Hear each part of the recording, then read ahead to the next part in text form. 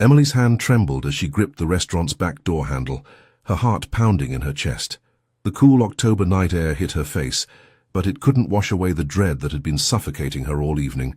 She'd made it through another shift, serving tables with a smile while her world crumbled behind her carefully maintained facade. "There you are." The voice behind her made her blood freeze. Logan's silhouette emerged from the shadows near the parking lot, his expensive cologne mixing with the smell of cigarettes. At 42, he carried himself with the arrogance of a man who believed money could buy anything, including her. "I told you I'd pick you up," he said, his tone carrying that familiar edge that made her skin crawl. "Your mother said you've been having second thoughts about our arrangement." Emily's throat went dry. The wedding was in 2 days. 2 days until she'd be trapped forever with a man she didn't love, didn't trust, and frankly feared. She turned slowly to face him, her green eyes meeting his cold gray ones. "Logan, You what?" He stepped closer, invading her personal space. "You think you can just walk away from this, after everything your family owes me?" The day had started like any other hellish day in Emily's life, but she hadn't known it would be the day everything changed. She'd woken up in the cramped apartment she shared with her mother Olivia and younger sister Sarah in Brooklyn's less favorable neighborhoods. The peeling wallpaper and leaky faucet were constant reminders of their financial struggles, but Emily had learned to find beauty in small things. Sarah's laughter, the morning sun filtering through their thin curtains, the coffee she splurged on once a week. "Emily, we need to talk." Her mother's voice had cut through the morning quiet like a knife. Olivia Martinez had once been beautiful, but years of financial stress and poor choices had hardened her features. At 45 she looked older, her dark hair streaked with premature gray, her brown eyes sharp with desperation. "The wedding dress fitting is at 3, Olivia continued, not looking up from her coffee. "Logan's already paid for everything. The flowers, the venue, the catering." Emily's stomach churned. "Mama, please, I can't go through with this." "You can and you will." Olivia's voice was ice. "Do you see where we live, Emily? Do you see your sister wearing second-hand clothes to school? Logan can change all of that." "But I don't love him." "Love?" Olivia laughed bitterly. "Love doesn't pay rent. Love doesn't put food on the table. Logan owns 3 successful companies and has more money than we could spend in a lifetime." Emily thought about Sarah, her 18-year-old sister, who dreamed of attending college but would probably never afford it. Sarah had been born with a minor heart condition that required expensive monitoring and would eventually need a procedure. Not life-threatening, but costly. The guilt gnawed at Emily constantly. "He's 20 years older than me," Emily whispered. "So what? He'll take care of you. Give you a life I never could." Emily had left for work with tears in her eyes and a weight in her chest that felt like it might crush her. Giuseppe's Italian restaurant was her sanctuary. She'd worked there for 3 years, ever since she was 19, and had built genuine relationships with both the staff and regular customers. The owner, an elderly Italian man named Giuseppe, treated her like a granddaughter. The other waitresses had become her chosen family. "You look terrible, honey," said Maria, a fellow waitress with kind eyes and graying temples. "Rough night?" "Something like that," Emily managed, tying her black apron around her waist. The dinner rush had been particularly brutal. Emily forced herself to smile, to chat with customers, to pretend her world wasn't falling apart. She was good at pretending. She'd had years of practice. It was nearly 10 p.m. when the last table cleared out. Emily was wiping down tables when she noticed 2 men at a corner booth she'd somehow missed. One was older, maybe 60, with silver hair and an expensive suit. The other was younger, probably in his early 30s, with dark hair and the kind of presence that made people notice him, even when he wasn't trying. "I'm so sorry, gentlemen. I didn't realize anyone was still here." Emily approached their table with professional grace despite her exhaustion. The younger man looked up at her, and Emily felt something shift in her chest. His eyes were the deepest brown she'd ever seen, framed by dark lashes. His features were sharp, defined with a 5 o'clock shadow that suggested he'd had a long day. When he smiled, it was genuine, not the predatory grin she'd grown accustomed to from Logan. "No worries at all," he said, his voice carrying a slight rasp. "We were just finishing up. The food was excellent." "Thank you, I'll let Giuseppe know. Can I get you anything else? Dessert? Coffee?" "Just the check," the older man replied kindly. As Emily processed their payment, she couldn't help but notice the younger man's hands. strong with expensive jewelry that suggested wealth but wasn't ostentatious. There was something about him that radiated quiet confidence, the kind that came from real power, rather than the need to display it. "Keep the change," he said, handing her $300 bills for a $70 meal. Emily's eyes widened. "Sir, this is too much. You've had a long night. You deserve it." There was something in his tone, a gentleness that made her throat tight with unexpected emotion. When was the last time someone had been kind to her without wanting something in return? "Thank you," she whispered, meaning it more than he could know. As they left, the younger man paused at the door and looked back at her. "Take care of yourself," he said, and Emily felt like he could see right through her brave facade. But her moment of peace was shattered the moment she stepped outside. "I told you I'd pick you up." Logan's voice cut through the night air like a blade. Emily's heart sank as she saw him leaning against his black BMW, a cigarette dangling from his fingers. Everything about Logan screamed new money: the flashy car, the gold watch, the expensive but tasteless clothing. At 42, he carried himself with the arrogance of a man who believed everything had a price, including people. "I can take the subway home," Emily said, trying to keep her voice steady. "The subway?" Logan laughed, but there was no humor in it. "My fiancé doesn't take the subway. It's beneath you now." "Logan, we need to talk about what? About the cold feet your mother warned me you might have?" He flicked his cigarette to the ground and stepped closer. "Let me make something very clear, Emily. I've invested a lot of money in this wedding. In you. In your family's future. I'm not about to let a naive girl ruin everything because she's got some romantic notions about love." Emily backed away until she hit the brick wall of the restaurant. "I can't marry you. I don't love you." Logan's face darkened. "Love is a luxury you can't afford. Your mother owes me money, Emily. A lot of money. The rent I've been paying for your apartment, the medical bills for your sister's condition, the groceries I've been sending over. Did you think that was charity?" Emily's blood went cold. "What are you talking about? Your mother came to me 6 months ago, desperate. She borrowed $50,000, Emily. With interest, that debt is now nearly $75,000. The wedding pays that off. You pay that off. You're lying." But even as she said it, Emily felt the truth settling in her stomach like a stone. Her mother's sudden optimism about their finances, the way bills had mysteriously stopped arriving, Logan's increasing presence in their lives, it all made horrible sense. "Ask her yourself," Logan said, pulling out his phone. "Or better yet, don't. Just accept that this is happening and make it easier on everyone." He reached for her arm, his grip tight enough to bruise. "Now come on. We need to discuss the honeymoon arrangements." "Let go of me," Emily said, trying to pull away. "You belong to me now, Emily. The sooner you accept that, the easier this will be." That's when she heard the voice that would change everything. "I believe the lady asked you to let her go." Both Emily and Logan turned to see the younger man from the restaurant walking toward them. Up close, Emily could see he was even more striking than she'd initially thought. Tall, probably 6'2", with broad shoulders that filled out his expensive black suit perfectly. But it wasn't his physical presence that made Logan immediately step back.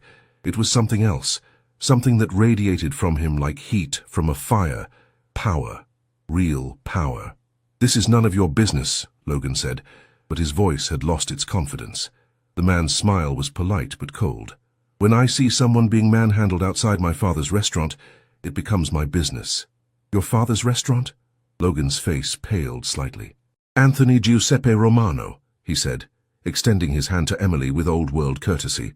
"And you are?" "Emily," she managed, her voice barely above a whisper. "Emily," Anthony repeated, as if testing how her name sounded. "A beautiful name for a beautiful woman." Logan's grip on Emily's arm tightened. "Look, we don't want any trouble. This is just a misunderstanding between my fiancé and me." Anthony's dark eyes shifted to Logan, and Emily felt a chill run down her spine at the change in his expression. "Fiancé?" His gaze moved to Emily's left hand, noting the absence of an engagement ring. "Interesting. Emily, is this man your fiancé?" Emily looked between Logan's furious face and Anthony's calm, patient expression. Something in Anthony's demeanor gave her courage she didn't know she possessed. "No," she said quietly. "He's not." Logan's face flushed red. "Emily, don't be stupid. You know what's at stake here?" "What's at stake?" Anthony asked, his voice deceptively casual. "Her family owes me money. A lot of money. This marriage is how she's going to pay it back. The temperature seemed to drop 10 degrees. Anthony took a step closer to Logan, and Emily watched something shift in his posture, something dangerous and predatory. "So are you telling me," Anthony said, his voice soft but carrying an unmistakable threat, "that you're attempting to purchase a human being? It's not like that. Because where I come from, we have a very specific way of dealing with men who traffic in people." Logan released Emily's arm so quickly she stumbled slightly. Anthony was immediately there, his hand on her elbow to steady her, his touch gentle but protective. "I think there's been a misunderstanding," Logan said, backing away. "Emily, we'll discuss this later." "No," Anthony said simply. "You won't." Something in his tone made Logan freeze. "Who the hell are you?" Anthony smiled, but it didn't reach his eyes. "I'm someone you don't want to cross. I suggest you leave. Now." Logan looked like he wanted to argue, but something in Anthony's stance, the quiet confidence, the way he carried himself, the expensive watch and perfectly tailored suit that spoke of real money and real power, made him think twice. "This isn't over, Emily," Logan said, but he was already backing toward his car. "Yes," Anthony said softly. "It is." They watched Logan drive away, his tires squealing against the asphalt in his haste to leave. Emily realized she was shaking. The adrenaline of the confrontation, combined with the emotional weight of the day, finally crashed over her. Tears she'd been holding back all day began to fall. "Hey," Anthony said gently, "you're safe now." Anthony's voice was impossibly gentle as he guided Emily to a nearby bench. The October night was cool, but Emily felt warm in his presence, protected in a way she hadn't felt in months. "Thank you," she whispered, wiping her tears with the back of her hand. "I'm sorry you had to see that." "Don't apologize. You have nothing to be sorry for." Anthony sat beside her, careful to maintain a respectful distance. "Do you want to tell me what's really going on?" Emily found herself wanting to confide in this stranger in a way that surprised her. There was something about Anthony that made her feel safe, truly safe, for the first time in months. "My mother," she began, her voice barely above a whisper. "She made some kind of deal with him, borrowed money. I didn't know about it until tonight. And the payment for this debt is you." Emily nodded, fresh tears spilling over. "She says it's for the family, that Logan can give us a better life, but I don't love him, and honestly, he scares me." Anthony's jaw tightened almost imperceptibly. "Has he ever hurt you?" "Not physically, but the way he looks at me, talks to me, like I'm something he owns. Tonight was the first time he grabbed me like that." "It would have been the last," Anthony said quietly, and Emily believed him completely. They sat in comfortable silence for a moment before Emily spoke again. "I'm sorry for dumping this on you. You don't even know me. Sometimes strangers are the easiest people to talk to," Anthony said. "No judgment, no agenda." Emily looked at him carefully. "You said this was your father's restaurant." Anthony nodded. "Giuseppe is my father. I've been helping him run it for the past few years, along with our other businesses." "Other businesses?" "My family has several restaurants, some real estate, import-export." His description was vague, but Emily sensed there was more to it. "What about you? How long have you been working at Giuseppe's?" 3 years. It's been like a second home to me. My father speaks highly of you. He says you're one of the hardest workers he's ever had." Emily smiled through her tears. "Giuseppe is like a grandfather to me. This job saved my life when I needed it most." Anthony studied her face in the glow of the streetlight. "What would you do if this debt disappeared? If you were free to make your own choices?" "I'd work, save money, help my sister get into college, maybe take some classes myself someday." Emily laughed softly. "It sounds silly when I say it out loud." "It doesn't sound silly at all. It sounds like you know exactly what you want from life. What about you? What do you want?" Anthony was quiet for a long moment, as if considering how honest to be. "I want to build something lasting. Something that matters. I want to protect the people I care about and make sure they never have to compromise their happiness for survival." There was something in his voice that made Emily look at him more carefully. "You sound like someone who's had to make those compromises before." "Something like that." Anthony's phone buzzed and he glanced at it quickly. "Emily, I need to ask you something, and I want you to be honest with me." "Okay. How much do you really know about Logan? About his business?" Emily frowned. "Not much. He says he owns companies, but he's always vague about the details." "Why?" Anthony was quiet for a moment, as if weighing his words carefully. "I have some connections in the business world. Would you be okay if I looked into him? Just to make sure you're making an informed decision. You'd do that. Emily, what I witnessed tonight, a grown man trying to force a young woman into marriage to settle a debt, that's not business. That's coercion. If he's doing this to you, he might be doing it to others. Emily felt a chill run down her spine. You think he's done this before? I think men who treat people as property rarely limit themselves to one victim. The weight of Anthony's words settled over Emily.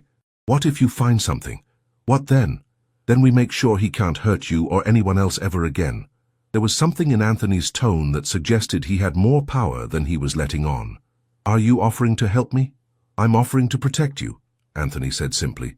No strings attached, no debt, no obligation. Just one human being helping another because it's the right thing to do. Emily stared at him in wonder. After months of feeling trapped and powerless, here was someone offering her a way out with no conditions. Why? She whispered. Why would you help someone you just met? Anthony was quiet for a long moment, his dark eyes studying her face. Because everyone deserves to choose their own path, and because... He paused, as if surprised by his own honesty. Because I've never met anyone quite like you, Emily. Emily felt her heart skip a beat. What do you mean? You've been backed into an impossible corner, pressured by your family, threatened by this man, and yet when I asked if he was your fiancé, you found the courage to say no. That takes incredible strength. I don't feel strong. The strongest people rarely do. Anthony stood and extended his hand to help her up. Come on, let me drive you home. We can talk more tomorrow if you'd like. Emily looked at his outstretched hand, then up at his face. Something in his expression, kind, patient, protective, made her decision easy. She took his hand. The next morning brought a phone call that changed everything.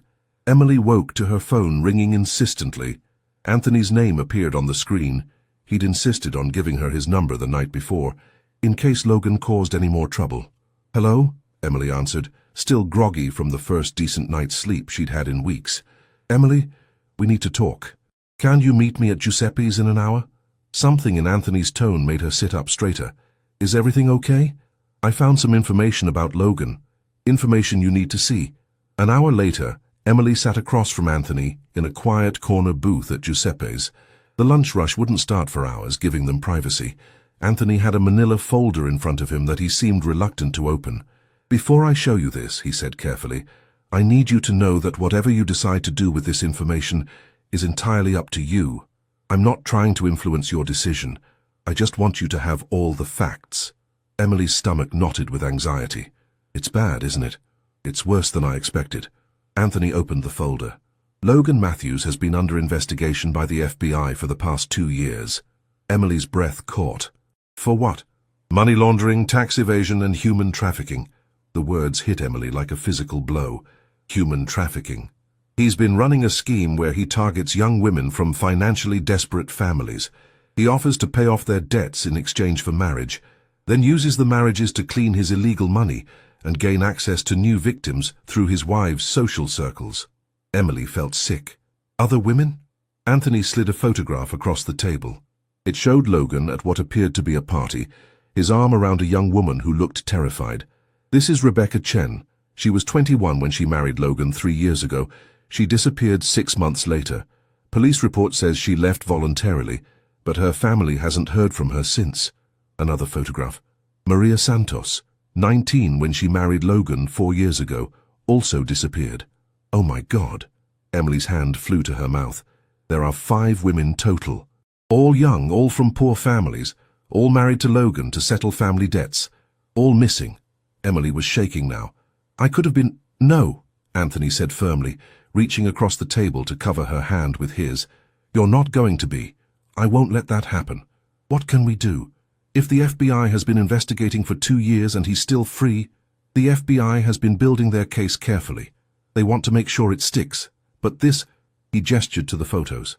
This gives us enough to get a restraining order and criminal charges filed immediately.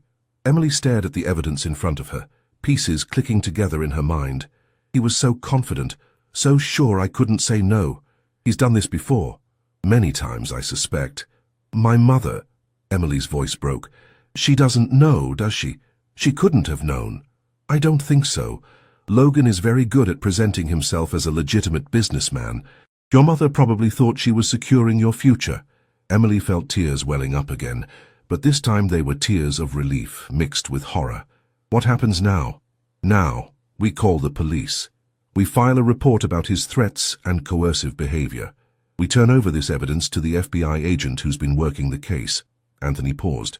And we make sure you and your family are protected while they arrest him. Protected. Emily, when Logan realizes his scheme has been exposed, he might get desperate. I want to make sure you're safe. Something in Anthony's tone made Emily look at him more carefully. You're not just a restaurant owner, are you? Anthony was quiet for a long moment. My family has connections. We've built our businesses in a world where protection sometimes means more than just legal remedies. Emily felt her breath catch. Are you saying you're... I'm saying I have the resources to make sure Logan never hurts you or anyone else. Through legal channels, he added quickly. I believe in justice, Emily. Real justice. And in return, you want... Nothing, Anthony said simply. I want nothing in return except the satisfaction of knowing a predator has been stopped, and you're free to live your life on your own terms. Emily studied his face, looking for deception, for the catch she'd learned to expect from men offering help. But all she saw was sincerity, and something that looked like genuine caring. Why do I matter to you? She whispered. You've known me for less than 24 hours. Anthony was quiet for a long moment, his dark eyes searching her face. Do you believe in fate, Emily? I don't know. Maybe. I've spent my entire adult life building walls, keeping people at a distance, focusing only on business and family obligations. And then last night, I watched you serve tables with grace and kindness, despite obviously carrying some heavy burden. I watched you stand up to a man twice your size when you found your courage, and I realized... He paused, as if surprised by his own admission. I realized I've been waiting my whole life to meet someone exactly like you. Emily felt her heart stop. Anthony, I'm not asking for anything, Emily. I'm just telling you the truth. Whatever happens with Logan, whatever you decide about your future, I want you to know that meeting you has changed something in me. Before Emily could respond, Anthony's phone rang. He glanced at it and his expression became serious. It's my contact at the FBI, he said. They've been watching Logan's movements. Emily, he looked directly into her eyes. They're planning to arrest him today. But first, they need your statement. Emily took a deep breath, feeling stronger than she had in months. Then let's give them everything they need to put him away forever. 3 hours later, Logan Matthews was in federal custody. Emily sat in a conference room at the FBI field office, having just finished giving her statement to Agent Sarah Crawford, the lead investigator on the case. Anthony had insisted on calling one of the city's best lawyers to accompany Emily, ensuring she was fully protected throughout the process. Ms. Martinez, your testimony has been crucial, Agent Crawford said, closing her notebook. Logan's arrest today is largely thanks to your courage in coming forward. What happens now? Emily asked. Logan will be formally charged with multiple federal crimes, including human trafficking, money laundering, and coercion. With the evidence we have, including your testimony and financial records we've been gathering, he's looking at 25 to life. Emily felt a weight lift from her shoulders that she hadn't even realized she'd been carrying. Anthony, who had been quietly sitting beside her throughout the process, spoke up.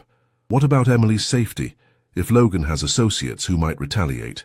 We've considered that, Agent Crawford replied. Logan was a relatively small player who worked alone for the most part. His arrest has already led to the recovery of one of the missing women. Rebecca Chen was found at a property Logan owned in upstate New York. She's safe and reunited with her family. Emily gasped. She's alive? Alive and willing to testify. Your bravery today may have saved her life and the lives of other potential victims.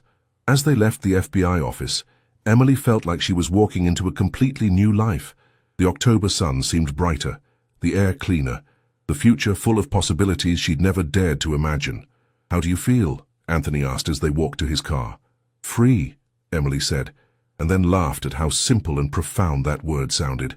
For the first time in months, I feel free. Anthony smiled, and Emily noticed how the expression transformed his entire face, making him look younger and less guarded. What will you tell your mother?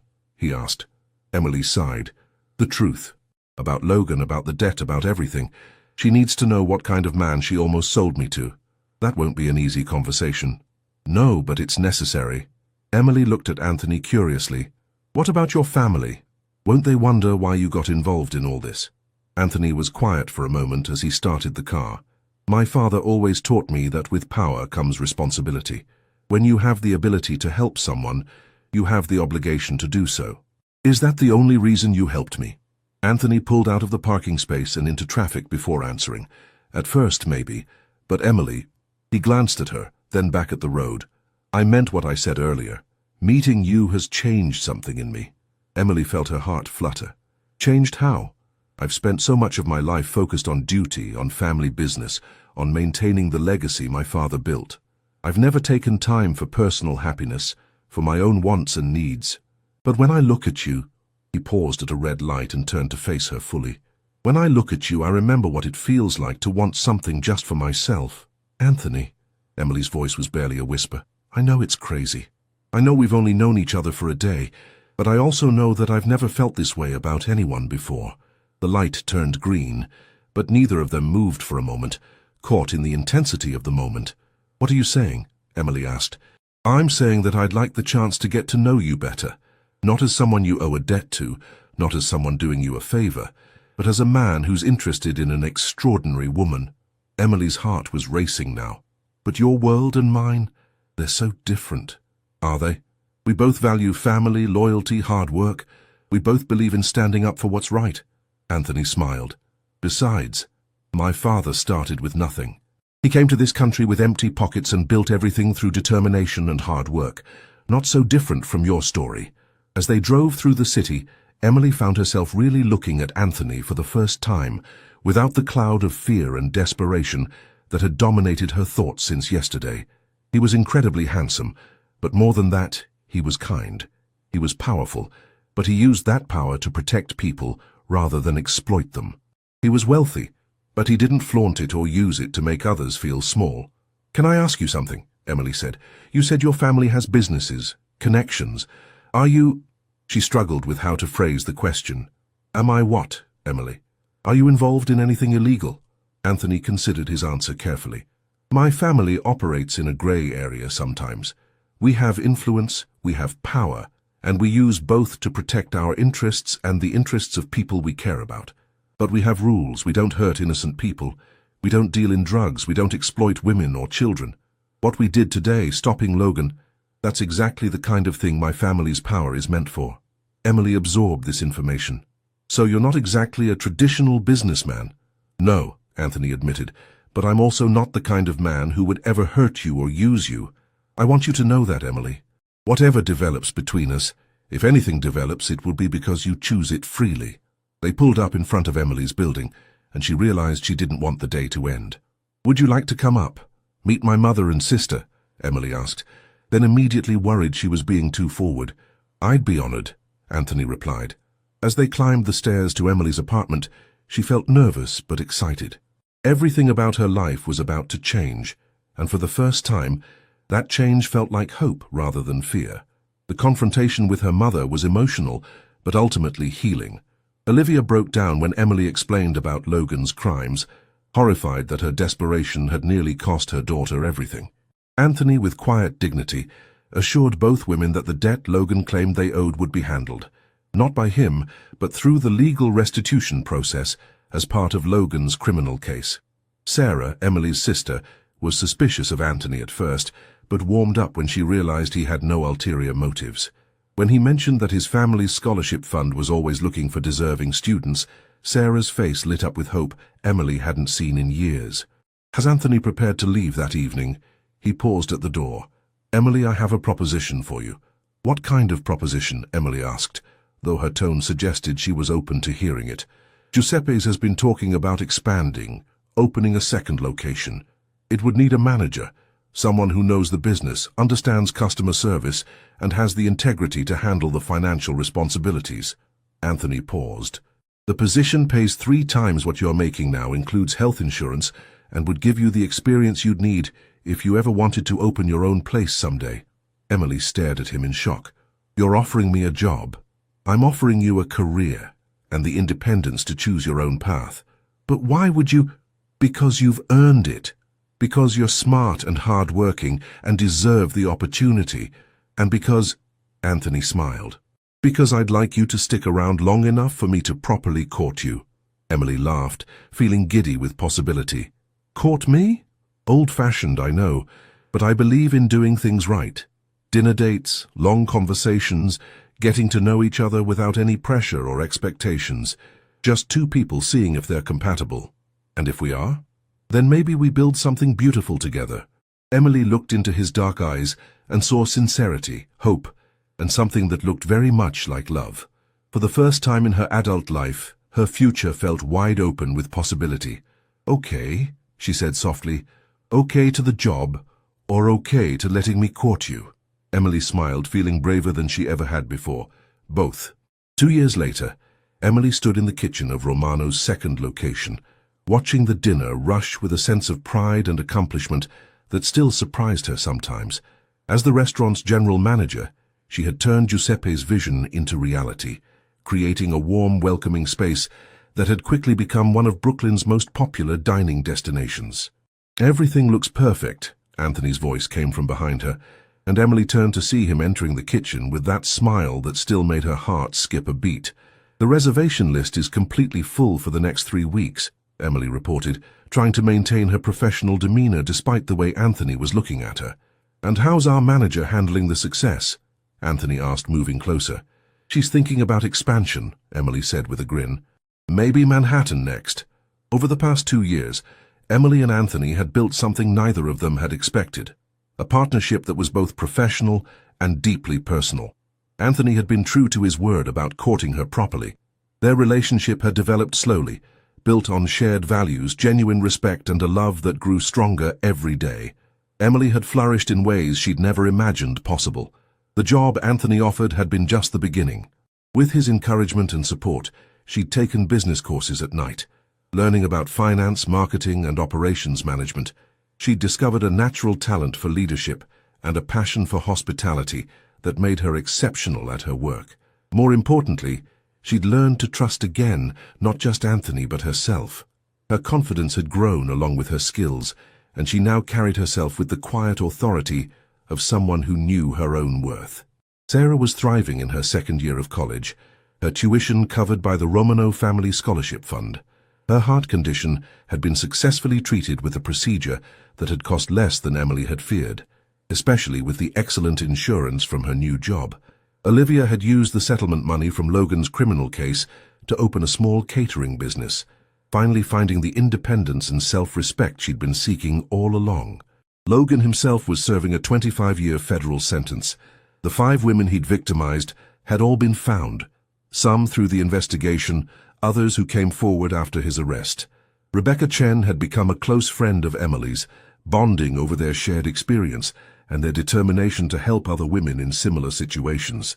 "You're thinking awfully hard about something," Anthony observed, stepping close enough that Emily could smell his cologne, the same one he'd worn that first night, now forever associated with safety and love in her mind. "I'm thinking about how different my life is now," Emily said honestly. 2 years ago I thought my future was set in stone. Now I feel like anything is possible." Anthony cupped her face gently in his hands. "That's because anything is possible. You've built something incredible here, Emily.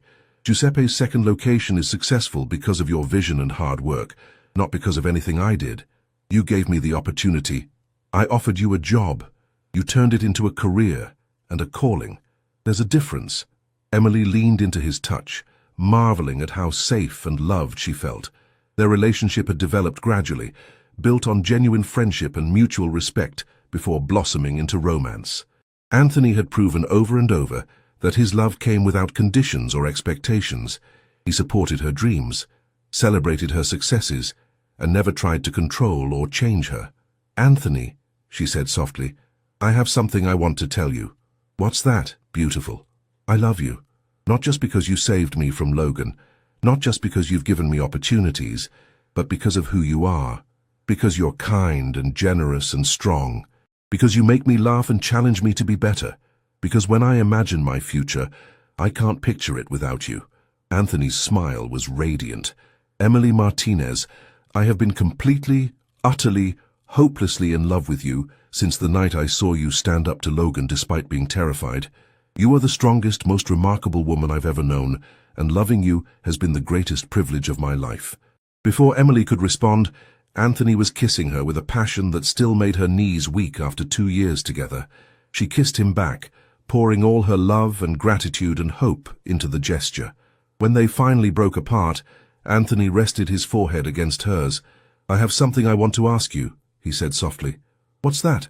Anthony stepped back and, to Emily's complete shock, dropped to one knee right there in the restaurant kitchen. He pulled out a ring box that made Emily's breath catch, not because of the size of the diamond, though it was beautiful, but because of what it represented. "Emily Martinez," Anthony said, his voice steady despite the emotion in his eyes. "Will you marry me? Not because of debt or obligation or family pressure, but because we choose each other? Because we want to build a life together?" Emily stared at the ring, then at the man who had changed her entire world by simply seeing her worth when she couldn't see it herself. The diamond was perfect, not ostentatious but classic and elegant, exactly what she would have chosen. "Yes," she whispered, then louder. "Yes, absolutely yes." As Anthony slipped the ring onto her finger and stood to kiss her again, Emily heard applause from the dining room. She turned to see Giuseppe, Maria, and several other staff members watching from the kitchen doorway with tears in their eyes and huge smiles on their faces. "About time," Giuseppe called out in his thick Italian accent. "I've been planning your wedding menu for months." Everyone laughed, and Emily felt surrounded by love and support in a way she'd never experienced before. This restaurant, these people, this man, they'd become her chosen family, proof that sometimes the most beautiful things grow from the most unlikely circumstances. Later that night, as she and Anthony sat on the roof of his building, looking out over the city lights, Emily reflected on the journey that had brought them here. "Do you ever think about what would have happened if you hadn't been at the restaurant that night?" she asked, curled up against his side. "No," Anthony said firmly, "because I believe we would have found each other somehow. Some things are just meant to be." Emily smiled, looking down at her engagement ring sparkling in the moonlight. "I never believed in fate before I met you. And now? Now I think maybe the universe has a plan after all." Anthony kissed the top of her head. "The universe gave us a start, but everything else, your success, our love, our future together, that's all us, Emily. We built this." Emily closed her eyes and let herself feel completely, perfectly happy. She'd gone from feeling like her life was ending to believing it was just beginning. She'd transformed from a victim into a victor, from someone who felt powerless to someone who had built her own empire. But most importantly, she'd learned that real love, the kind that lasts, the kind that empowers rather than diminishes, was possible for her after all. As they sat together planning their future, Emily knew that whatever challenges lay ahead, they would face them together, and that made all the difference in the world. This story of Emily and Anthony's journey from a chance encounter to true love has come to an end.